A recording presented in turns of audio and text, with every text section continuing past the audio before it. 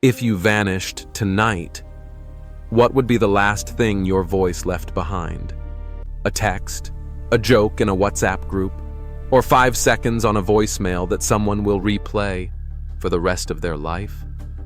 This is Last Voicemail, 5 seconds before disappearing. And tonight, we're going to listen to the echoes people leave when they don't come home. The sound that never stops playing.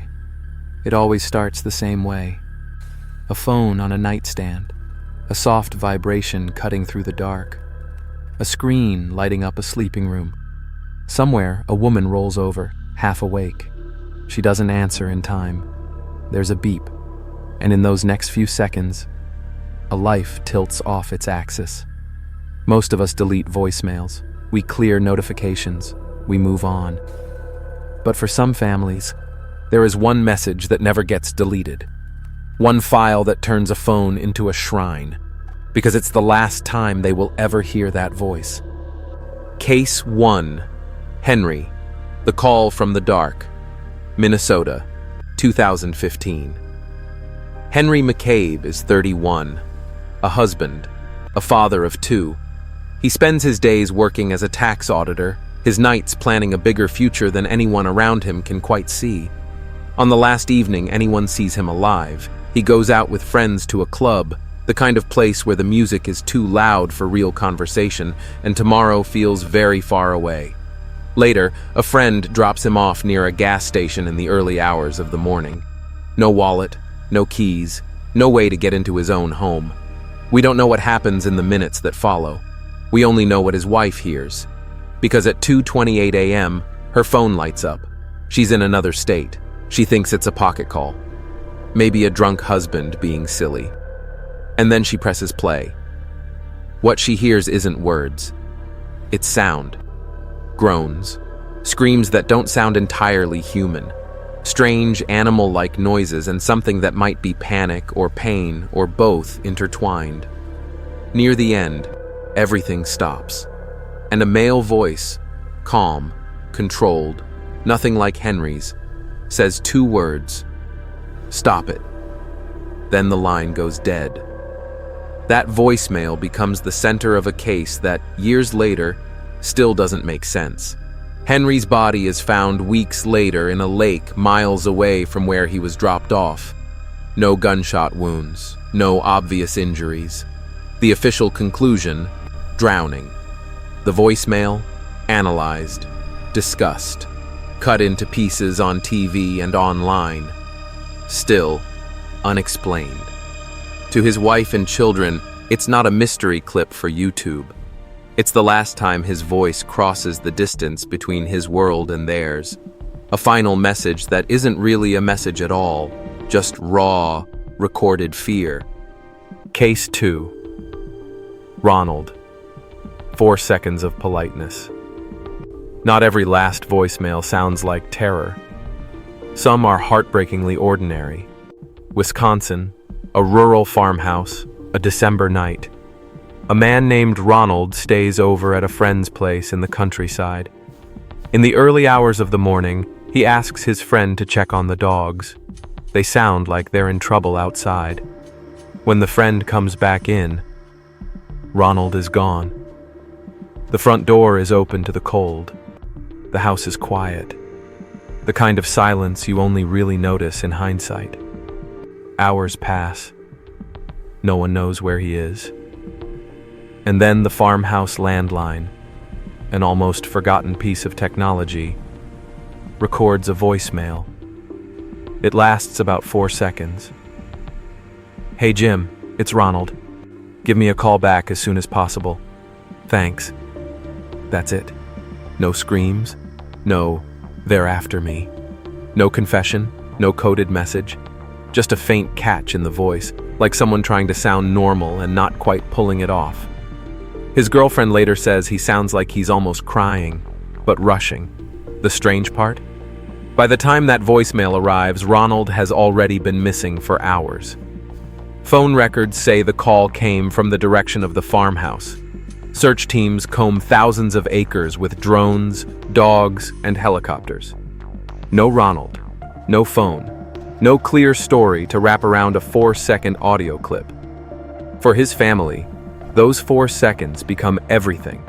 They replay them again and again. Is he scared? Is he hiding something? Does he sound like someone about to give up or someone about to come home? We listen, hoping that if we press our ear close enough to these recordings, the dead will finally explain themselves. They don't. The wait of 5 seconds. Last voicemail sounds dramatic, but often it's not. It's mundane. Call me when you can. I just got home. Don't forget the milk. Only later do those sentences become sacred. We talk a lot about last words, the final quotes on hospital beds or noble speeches before the end. But in a world of smartphones and cheap data, our last words are more likely to be compressed into a file, marked by a little icon with a timestamp. 5 seconds, 10 seconds, 2 minutes of chaos from a pocket-dialed nightmare. And if you've ever lost someone suddenly, you know this. You start treating your phone like evidence. The text thread becomes a timeline. The photos, exhibits, that one voicemail, a piece of audio you clutch like a relic.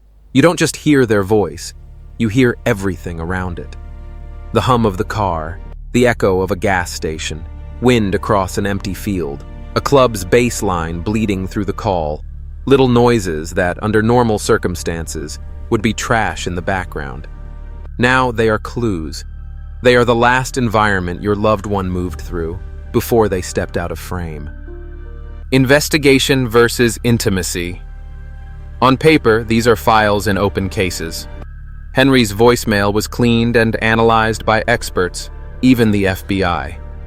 Ronald's message sits in police reports as a significant piece of evidence. But on the other side of those files are people pressing play in the dark, alone. Mothers, wives, brothers, friends. Investigators ask, what happened in those missing minutes? Where was the phone? Who else was there? Families ask quieter questions. Was he cold? Did she know she was in danger? Did they feel alone? The same sound, heard in 2 different rooms, becomes 2 different stories. To one side, it's data. To the other, it's a goodbye that never knew it was a goodbye. Closing. What we leave behind.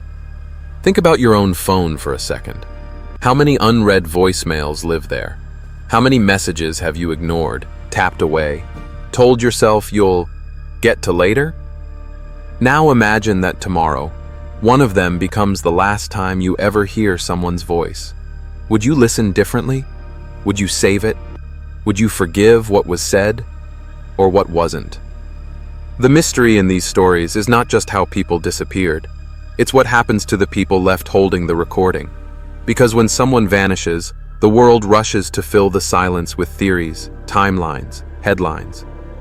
But in quiet bedrooms, people press play, over and over, trying to hear love, fear, regret, a warning, a secret, anything that makes the ending make sense. Sometimes, it's 2 minutes of terror.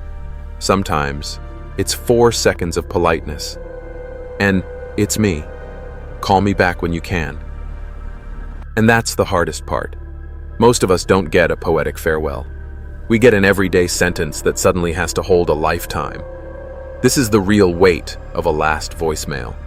It doesn't just record the moment before someone disappears. It records the exact second when an ordinary day quietly turns into the rest of your life. So the next time you let a call go to voicemail, remember that on the other side of the line is a living person, in a real place, at a specific moment you'll never get back. And somewhere, right now, someone is pressing replay on 5 seconds of audio, trying to hear the person they loved in between the beeps, the static, and the silence that followed.